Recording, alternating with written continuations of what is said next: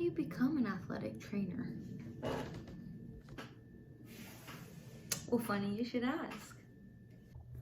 What's up, everyone? Today I'm going to be talking about, yes, you guessed it, how to become an athletic trainer, as well as what entails to be an athletic trainer and a little bit of my personal journey into athletic.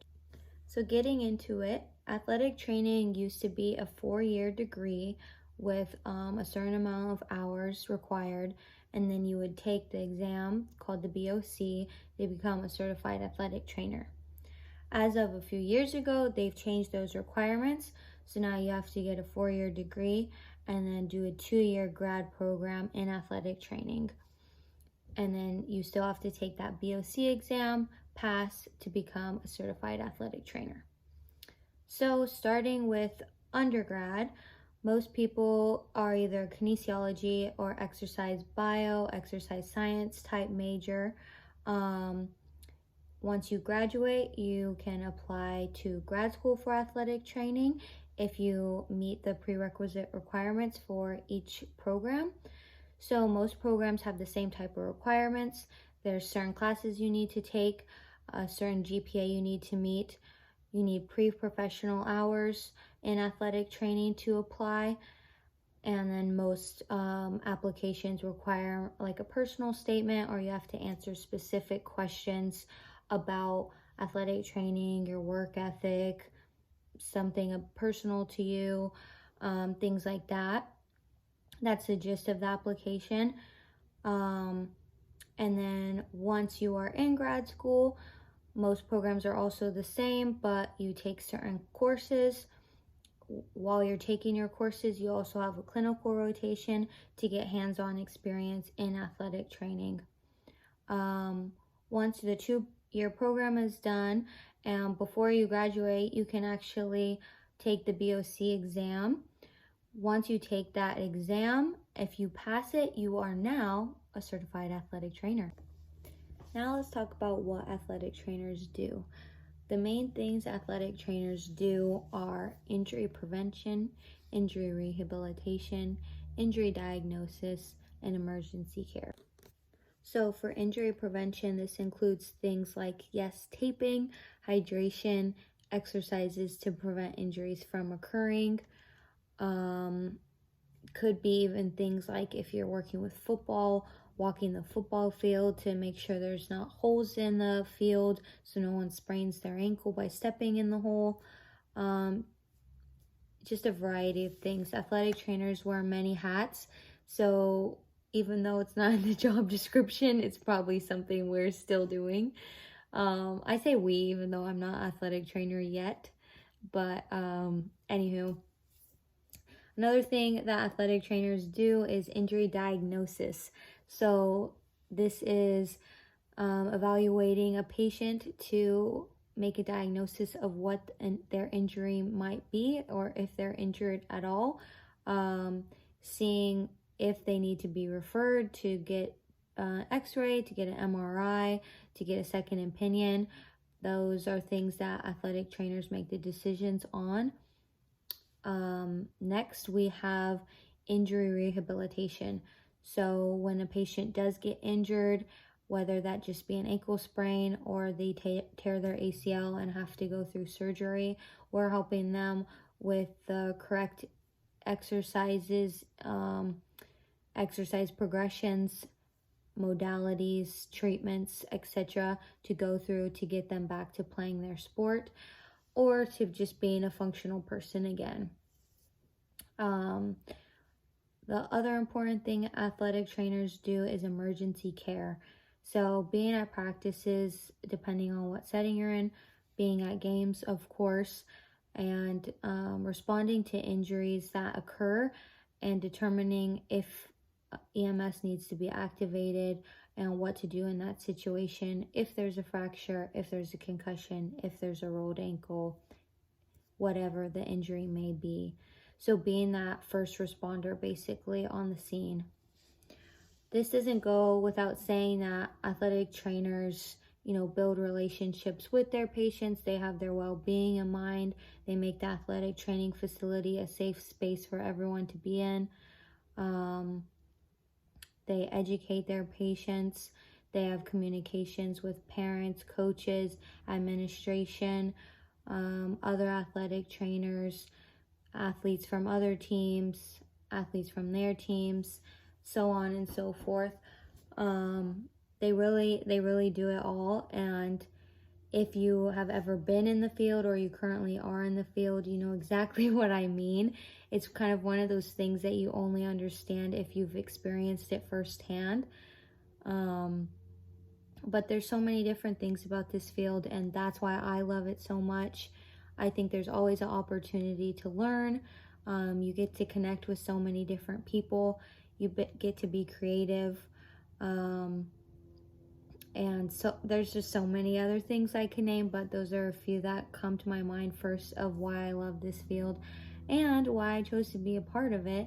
Although we don't always have the highest income and not a lot of people know what athletic trainers are, it's still something, you know, it's a work in progress. But I couldn't imagine myself doing anything else, so that's why I'm pursuing this field. Also, to give some examples about where athletic trainers work, it's not just with athletes sometimes. So you do have your traditional settings such as community college, D1, D2, D3, NAIA colleges, high school, sports, NBA, NFL, other professional sports like that. But there also are athletic trainers now working in Costco, Amazon, with construction workers, with firefighters. There's athletic trainers in PT clinics. So there's a different variety of settings that athletic trainers can work in, and all those settings entail different job descriptions, but overall it's the same thing of athletic trainers being healthcare professionals and doing those listed things that I mentioned earlier. Going off of that, lastly, I'm going to share how I got into athletic training. And this isn't to persuade anyone to go into athletic training because it's not a field for everyone, but just to kind of share my journey and maybe give inspiration in a different type of way that might not be related to athletic training, but a different career path for you. Anywho, when I started undergrad, I went to UC Davis, and I was originally an environmental science major. I was interested in that subject, but I didn't necessarily know where I wanted to end up in the future with that major. So that was kind of always in the back of my mind. My freshman year of undergrad, I joined the UC Davis Women's Club basketball team. By being on that team, one of my teammates worked as an intern at a physical therapy clinic. She talked about it all the time, always had great things to say, and encouraged us to try it out if we might be interested. I didn't really know much about it, but I was like, hey, that sounds kind of interesting. Let me try it out. So I ended up applying to the same physical therapy clinic that my teammate was at. I ended up getting to intern there. Learned so much about the field, rehab, getting to work with different PTs, and I did enjoy it. However, it was a little bit slow paced for me. So I wanted to continue down that road, but kind of see it in a different setting. So while I was at that internship, one of my fellow interns mentioned to me that UC Davis had a sports medicine program, and they said that I should check that out. So I was like, okay, let me do that. So I ended up applying for the sports med internship and started it my junior year of college. With that, I worked with the football team and I worked with the baseball team, and I was supposed to work with the soccer team as well, but as we all know, along in someone's story comes the line, then COVID happened. So that got cut short. But before that happened, I just fell in love with athletic training.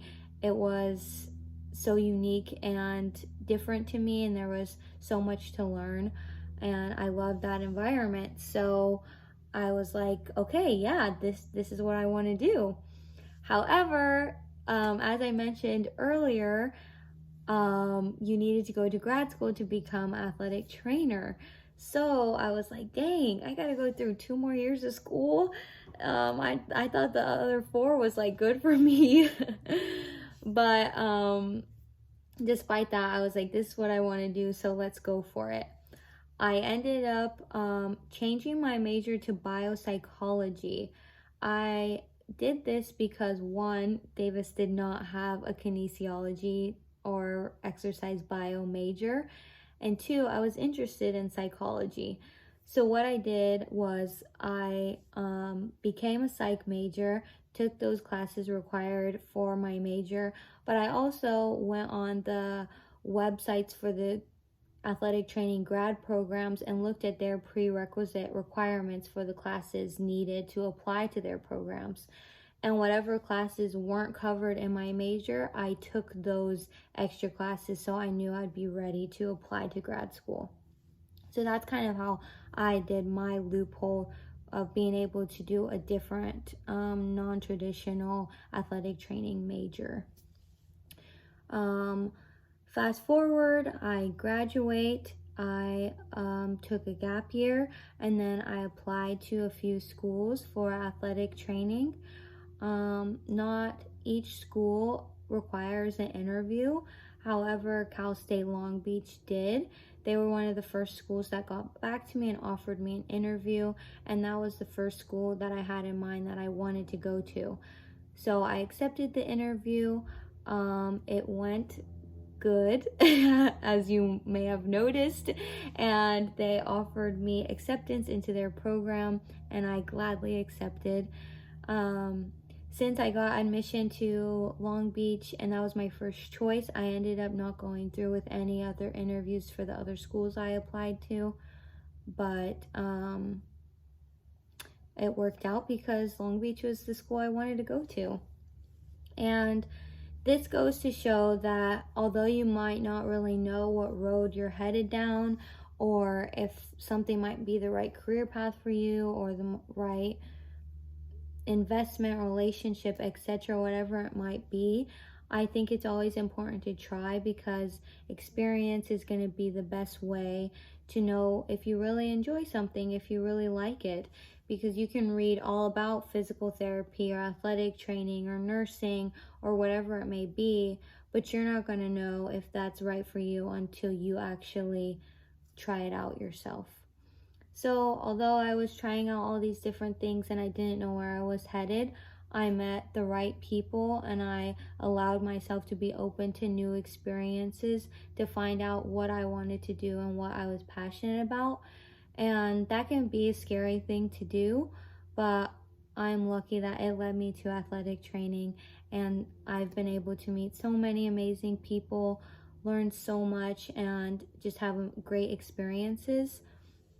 That isn't going without saying that a lot of days are hard.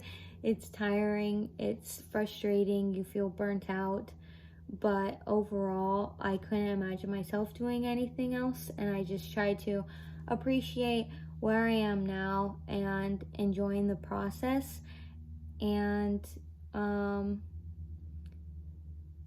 yeah, I'm just happy that I'm able to be in school for athletic training, and that has led me to all the things that I've experienced so far. To summarize, sorry, that was a lot to say. Just follow the things that are interesting to you, and even if it doesn't work out, it will lead you to another path, and you'll find your passion and what you want to do along the way.